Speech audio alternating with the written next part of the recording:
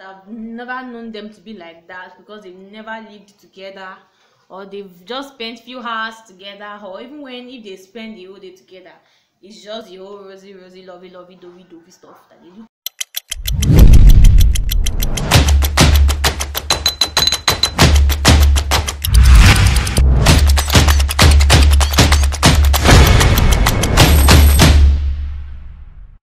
Hi people, hi. Welcome to just another episode of Talk Time with Dammy. You're welcome to my channel. If you're new here, you're welcome. Thank you for joining the family. Thank you so much. And yeah,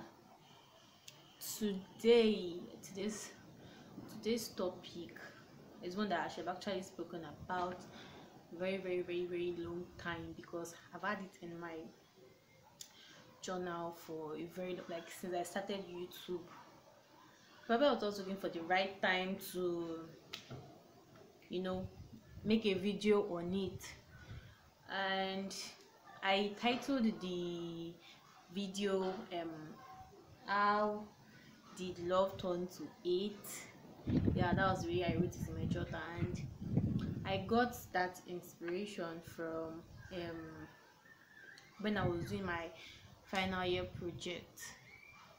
And my project topic, I studied English in school, and I don't know what happened that my supervisor just thought of giving me something that was relating to social studies, social work and sociology and the rest like that. Because whenever I get to, like, I had to go to the court, I went to different courts. Whenever I get there, or whenever I go to like a social worker office, they would always ask me that, are you studying social studies, are you studying social work? Someone even asked me if I was studying law. Yeah, people asked me if I was studying law, and whenever they hear the course I was studying in school, they'll be like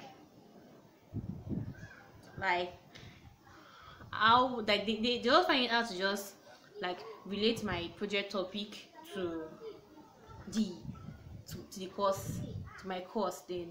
And me too, when my supervisor first gave me the topic, I was like, why don't you just give me something on literature? Why don't you just give me something on English? Why give me something on this kind of thing? But guys, I would tell you, I enjoyed it. Like, it opened my eyes to a lot of things. I really enjoyed it. And now I was opportune to, like, and that was when I learned that when it comes to family cases in courts, they don't actually, like, it is not always, I've forgotten what they call it, it's not always a public hearing stuff. Like, the way people will go to court and listen to the judgment of the judge concerning a particular case, like a criminal, the way they do criminal cases openly, no, they don't. When it comes to family courts and all, they actually do it in like the inner chamber. And because of my I had to, like, introduce myself to I had to meet the registrar. No, I had to meet a social worker. I met the registrar. I met, so from there they now told me that if I stay outside, I would not be able to get what I really need. So I need to, like, tell the judge himself that I am a student of so university, and I am actually doing my project. That's the only way he can allow me in, because the cases they do, they are actually private. So it's not meant to, it's family cases now, so it's not meant to be like a public stuff. Not everybody are meant to, like, know what is going down concerning that particular topic. It's just meant to be among the judge, the registrar, and the social worker that is in charge of the case. So, like, I saw a lot of things. I had a lot of stories that whenever I attended a hearing like that, I go back home thinking that, what really happened? why will someone that you claim to love so much, up to the extent of now accepting to marry this person? Or why will you claim to love someone so much and you decide to go into a relationship with the person, and when suddenly things will just come crumbling before you guys, and you start wishing the person bad, all you want is just the downfall of this person, and on like that. Like whenever I just go back home, I just have to just talk to someone about it, like this is what happened today. Like I don't just understand why things just have to turn out this way, why someone that you loved so much, probably for years, and things just, turn upside down, and you guys find yourself in court. Like what happened? How did you get to that stage that you guys can't, what happened to communication that you guys can't now sit together and now talk about things and just settle it? That it has gotten to that level that the court has to help you guys make decisions, that it's even led to like divorce and all that. Like I can't just start saying the stories here because I don't think it's right.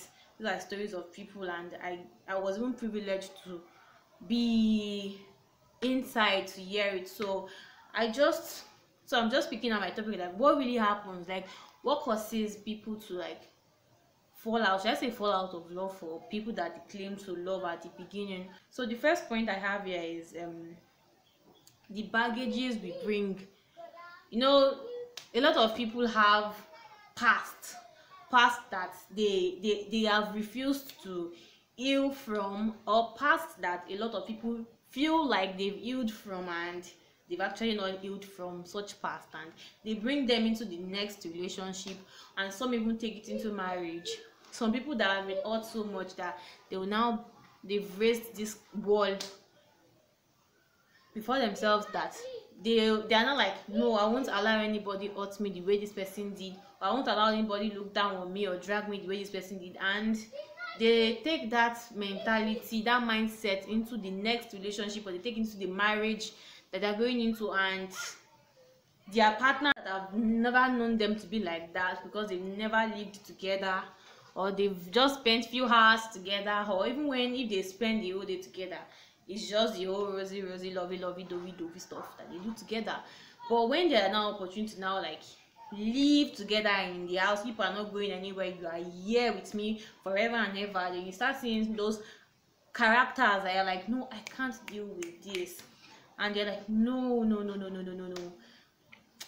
kind of things. Now you're like, no, I can't take it, and from there issues will start arising. And like a lot of people have, everybody has their baggage. Like you have this baggage as people can't just deal with, that it has to take that commitment, that okay, I have chosen to be committed to this person for the rest of my life, and that is, I have to live with this for the rest of my life. Like I have to like tolerate it, or the person just has to just be intentional about working on this baggage so it won't affect their relationship or their marriage. But I just feel like people are not ready to just, or some people don't even know how to help themselves, or some don't even know they have these baggages. And but that's one of the things that's one thing I was able to come up with that affects or leads to such, that like someone you claim to love so much right now, and you're just looking for the downfall of such person. For the person being arrested, I think for the person being beaten up. Some people even go to the extent of wanting the person to die or so. And the second point I have here is letting down. Like most times we go into relationship with this high, we're going to marriage with this high expectation of the person we are getting married to, because of the part they've let us see, like the old caring, loving type, the guy that will open the door, card up for you to go in, carry your bag when you're carrying something too heavy, collect it from you, the guy that will always check up on you, call you from time to time, or a lady that would like take care of you, make sure you are fine, that is so respectful. Even before you guys got married, during the time of your relationship or courtship, she has been so submissive and all. And when you guys got married, you don't know where that lady just flew to. She just became so arrogant, disrespectful, touchy and all, rude. And the guy just changed. Like He stopped opening the car seat for you, the car door, he stopped opening the car for you to go in. He stops coming to open it when you want to come down. When he sees you carrying like 10 bags, he just looks at you and looks away, and you're like, what happened? Or someone that you feel like is a giver, and when you guys get married, you now notice that is the most stingy guy you have ever seen in your life. Or a lady that's always been so supportive when you guys were dating becomes like, she doesn't care about what happens to you. She does not support your dreams. She doesn't support your visions and all. And you know, from there you just start thinking like, what happened that way? If you've not built yourself on the fact that, okay, I've had people say not just like love, that only love can't sustain a relationship or marriage. And I actually believe in that to an extent, that if you feel like because this person loves you and you keep taking this person for granted, if someone comes and begins to show this person, you're not the only one who can love them. If you keep taking their love for granted, someone else that love and cherish them, that respect them, that is submissive, can come and snatch them away from you.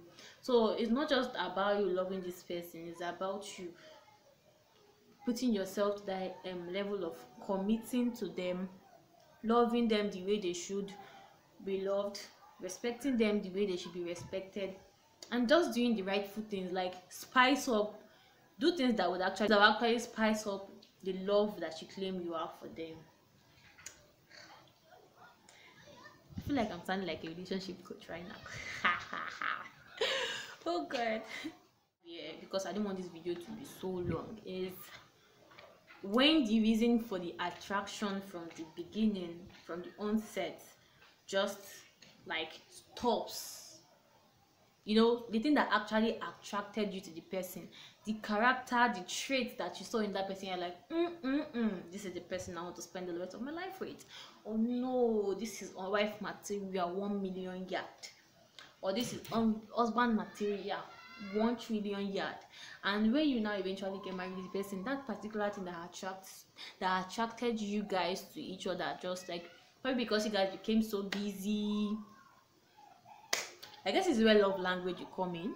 Yeah, I was actually having this conversation with my sister. Was it yesterday that we're talking about love language and all. Then we're like, because I've read the book, she hasn't read the book, and I would actually recommend that I actually read the book, because it's actually the book is not only for people that are in a relationship or people that are married. Everybody has, even your friends have love languages. So even children, yes, it was in the book. I found out that even children have love languages. So yeah, so back to the point I was saying from the beginning.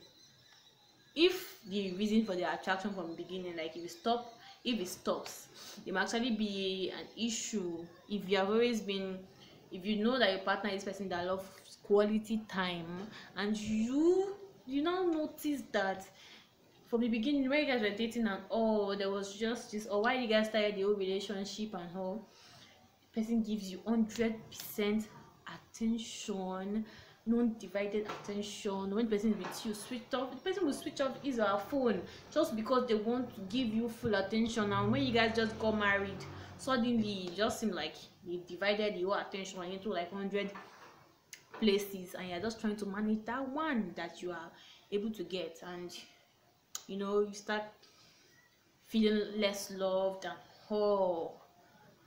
And or maybe you are the type that loves your love language is like physical touch, the way your spouse touches you, the way like, maybe because I know guys that like when a lady rubs their head or just holds them, and you have now become so busy, maybe because of the children or your work or the whole workload, the responsibilities that you now have being a married man, or you're planning your wedding, or just became so busy and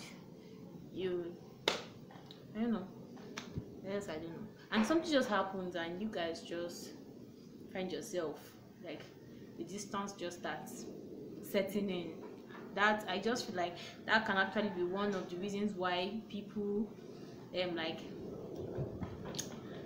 fall, I don't know if I should say fall out of love. Like that's what causes this kind of issues in relationships, that someone, when you see a relationship that is all rosy, a marriage that you are like, God, this type is what I covet, and the next thing you are just seeing that they have issues and all.